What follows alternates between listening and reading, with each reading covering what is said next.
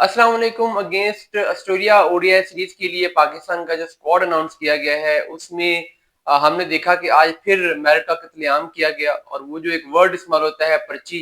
उसको आज हमने खुल के चलते हुए देखा, फेवरेटिज्म को चलते हुए देखा। देखिए जो इस स्क्वाड में पहले तो फखर जमान को और साइम अयूब को बाहर करने के लिए जो एक ड्रामा क्रिएट किया गया उनकी फिटनेस का, हालांकि फखर जमान प्रैक्टिस करते हुए नजर आए। फखर जमान इससे पहले जब बांग्लादेश सीरीज में सिलेक्ट नहीं किया गया था उस टाइम पर भी वो नेशनल टी20 कप खेल रहे थे।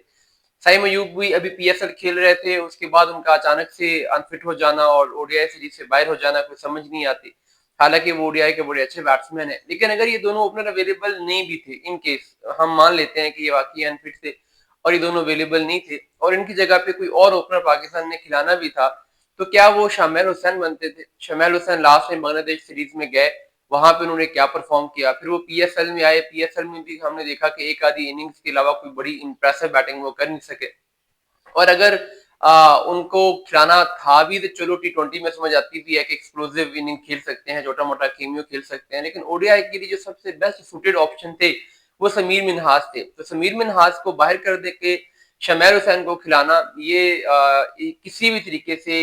मेरिट इस चीज को जस्टिफाई नहीं कर सकता कि आप ओडीआई के लिए टीम सिलेक्ट कर रहे हो और आप उसमें समीर मिन्हाज की जगह पे शमैल को खिला रहे हो। और फिर साथ आप ये भी देखो कि आपके पास मास ताकत ऑलरेडी एक लेफ्ट हैंडर बैट्समैन है, तो आपके साथ दूसरा ओपनर राइट हैंडर्स होना चाहिए था और उसमें समीर मिन्हाज का जो राइट हैंडर ऑप्शन है वो भी ज्यादा काबिल अमल होता, ज्यादा काबिल कबूल होता। लेकिन सिलेक्शन कमेटी ने अगेन वो जो एक उन पे इल्जाम लगाया जाता है कि शमैल हुसैन की पर्ची है और उस पर्ची की वजह से वो सिलेक्ट होते हैं, वो चीज हमने होते हुए देखी।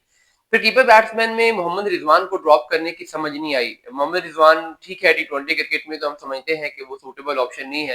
लेकिन ओडीआईज में क्या अभी भी किसी को लगता है कि मोहम्मद रिजवान से बेहतर कीपर बैट्समैन पाकिस्तान के पास अवेलेबल है? क्या गाजी गौरी वाकई इतने टैलेंटेड हैं कि वो नंबर 4 पे रिजवान को रिप्लेस कर सकते हैं? या इवन अगर आपने गाजी गौरी को खिलाना भी था तो आप दूसरे ऑप्शन के तौर पे रोहिल नजीर की जगह पर भी रिजवान को खिला सकते थे, यानी रिजवान और गाजी गौरी दोनों भी हो सकते थे। तो मुझे लगता है कि इस वक्त भी ऑन मेरिट पाकिस्तान में टेस्ट क्रिकेट में और ओडीआई क्रिकेट में अभी भी शायद रिजवान की बेहतर रिप्लेसमेंट हमारे पास अवेलेबल नहीं है। तो रिजवान को इस तरीके से टॉर्चर करना, बार बार ना खिलाना हैरत अंगेज है, खासकर कि शाहीन आफरीदी जो कि क्लेम करते हैं कि रिजवान उनके बेस्ट फ्रेंड है, उनकी कैप्टनसी में रिजवान का पहले लास्ट ओडीआई सीरीज से बाहर होना, फिर इस सीरीज में भी बाहर होना, ये भी एक बड़ा सवालिया निशान पैदा करता है। फिर अगर आपने इन केस अगर आप कह रहे थे कि नहीं हमने रिजवान को रेस्ट ही करवाना है और हम इसमें कुछ और ऑप्शन ही ट्राई करना चाह रहे हैं, तो इवन देन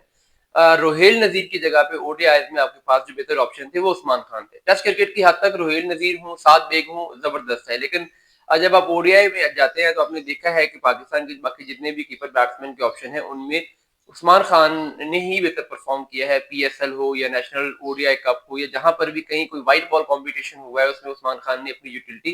प्रूव की है। तो अगर आपको रिजवान को ड्रॉप करना ही था तो फिर उसके लिए रिप्लेसमेंट नंबर 4 के लिए उस्मान खान होनी चाहिए थी, ना कि उसके लिए रोहिल नजीर होते। फिर ऑलराउंडर्स में जिस तरीके से शदाब खान को खिलाया गया है वो बड़ा हैरत अंगेज है, क्योंकि शदाब की जो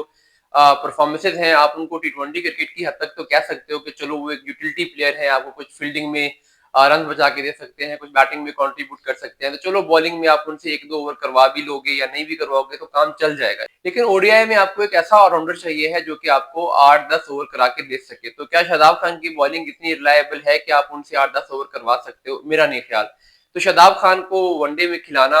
ये एक बड़ा ही अनएक्सपेक्टेड डिसीजन है और मैं बिल्कुल उम्मीद नहीं कर रहा था कि शादाब पाकिस्तान के ओडीआई स्क्वाड में होंगे।